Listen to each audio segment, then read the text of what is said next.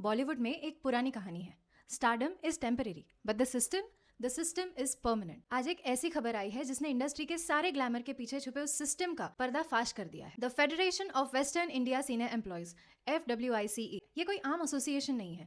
This is the backbone of Mumbai cinema. 5 lakh से ज्यादा technicians, lightman, spot boys और artist का परिवार, और उन्होंने एक नॉन कोऑपरेशन डायरेक्टिव जारी किया है against one of the biggest most bankable stars of our generation, Ranveer Singh. हमने बॉयकॉट्स देखे हैं सोशल मीडिया के थ्रू, जहां पर पब्लिक हैशटैग्स बनाती है, लेकिन जब इंडस्ट्री खुद अपने सबसे बड़े खिलाड़ी को आउट करने पर आ जाए तो बात सिर्फ फिल्म की नहीं होती। ऑफिशियल रीजन ये है कि डॉन 3 से रणवीर का सडन एग्जिट, जिससे एक्सेल एंटरटेनमेंट को 45 करोड़ का नुकसान हुआ।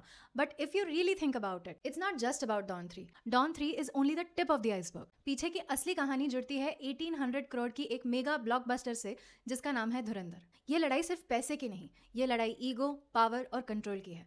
अगस्त 2023, Farhan Akhtar drops a teaser, Shahrukh Khan steps down as Don and entry होती है रणवीर सिंह की। इंटरनेट पर हंगामा मच जाता है। SR के फैंस अग्रेसिव हो जाते हैं, रणवीर के फैंस डिफेंसिव। पर प्रेशर किस पर आता है? रणवीर पर। डॉन का किरदार सिर्फ एक रोल नहीं है, एक लेगेसी है। जनवरी 2026 में शूटिंग शुरू होने वाली थी।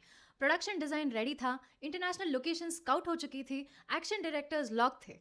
लेकिन उससे पहले आया दिसंबर 25 और अप्रैल 2026 के बीच में का साइलेंस। कुछ सोर्सेज के हिसाब से रणवीर एंड फरहान के बीच क्रिएटिव डिफरेंसेस बने। Ranveer wanted few changes in the script. उन्हें डायलॉग की लैंग्वेज और एक्सट्रीम गोर या वायलेंस से थोड़ा एतराज था। क्यों? क्योंकि उनका सिनेमैटिक विजन अब बदल रहा था। But weeks before the camera rolled, Ranveer walks out of the project. Just weeks before. Excel Entertainment के मुताबिक ये प्री प्रोडक्शन एंड लॉजिस्टिक्स में लगभग 45 करोड़ पानी में बह गए। Farhan Akhtar and Ritesh Sidhwani went straight to IFTDA, Indian film and television directors association, और वहां से मामला पहुंचा FWICE के पास। FWICE ने रणवीर को 3 बार समन किया कि आओ, बैठो और बात करो, but Ranveer maintained silence, no response. नतीजा, an industry wide ban. Now what does this ban mean? It means no spot boy will carry his umbrella, no sound engineer will record his voice, and no technician will light his frame. Ranveer's team released a very diplomatic statement on this. We maintain caution, but lines have been drawn. Bollywood has effectively locked its gates on its most eccentric star. अब आते हैं उस मुद्दे पर जिसके बारे में behind the scenes बात हो रही है, धुरंधर।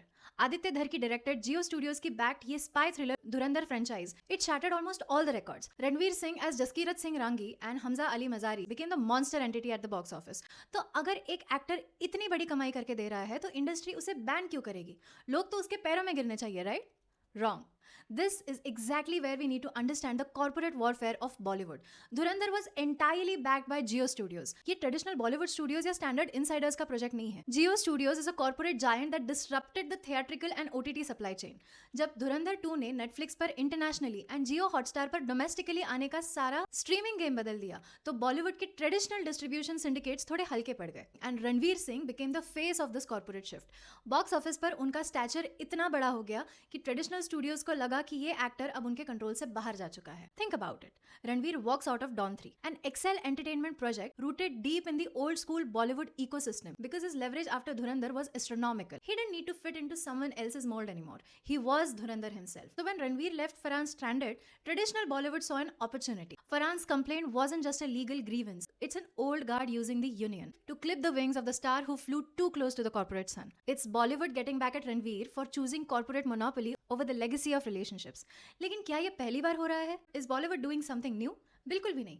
Bollywood has a century old history of institutional boycotts. जब भी कोई सिस्टम को चैलेंज करता है, सिस्टम उसके चारों तरफ एक इनविजिबल दीवार खड़ी कर देती है, फिर चाहे वो अमिताभ बच्चन हो, गोविंदा हो, विवेक ओबेरॉय हो, प्रियंका चोपड़ा हो या कंगना रनौत हो। The pattern is always the same. Bollywood doesn't fight you in the courts, it fights you through social and professional vacuum. अगर आप सिस्टम के रूल से नहीं खेलोगे तो सिस्टम आपको स्टेडियम से निकालकर बाहर फेंक देगी। लेकिन आज का बॉयकॉट पुराने जमाने जैसा क्रूड नहीं है।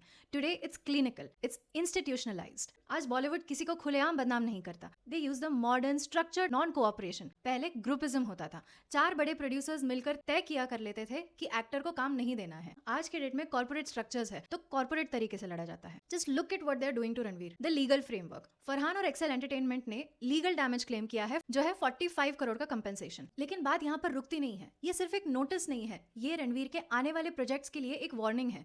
अब इसके आगे कोई भी दूसरा बड़ा प्रोड्यूसर रणवीर को साइन करने के पहले सोचेगा कि इनके आने से कहीं लीगल लायबिलिटीज ना बढ़ जाए। The labour weapon. फेडरेशन को इन्वॉल्व करना एक मास्टर स्ट्रोक है। कॉर्पोरेट एंटिटीज डायरेक्टली किसी एक्टर को बैन नहीं कर सकती कंपटीशन लॉज की वजह से, पर एक लेबर यूनियन सेफ्टी और डिसिप्लिन के नाम पर नॉन कोऑपरेशन इशू कर सकती है। टेक्निकलिटीज का यूज करके पूरे सिस्टम को फ्रीज कर दिया गया है। The PR decoupling. आपने अगर नोटिस किया होगा तो कुछ दिनों से इनसाइडर्स का रणवीर के अगेंस्ट एक पीआर चल रहा है, टोन बदल रहा है। सडनली आर्टिकल्स आ रहे हैं like the risk of untameable stardom, how modern actors lack commitment and the economic burden of daily wage workers. यहाँ पर नैरेटिव बदला जाता है ताकि पब्लिक सपोर्ट एक्टर के पास ना पहुंचे। They are shifting the battle ground from the creative disputes to an ethical and financial crime against the industries workforce. तो अब आगे क्या? अब रणवीर सिंह कोई छोटे मोटे एक्टर तो है नहीं जिनकी दुकान एक बैन से बंद हो जाए। He has the banking of massive influential personalities. Also उनके पास धुरंधर का 1800 करोड़ का कॉन्फिडेंस है और इसकी वजह से उनकी ग्लोबल आइडेंटिटी भी काफी स्ट्रॉन्ग हो चुकी है। He might bypass Bollywood entirely and shift his focus to massive pan India and international collaborations where federation holds no leverage. लेकिन ये कंट्रोवर्सी हमें एक बहुत बड़ा सबक सिखाती है।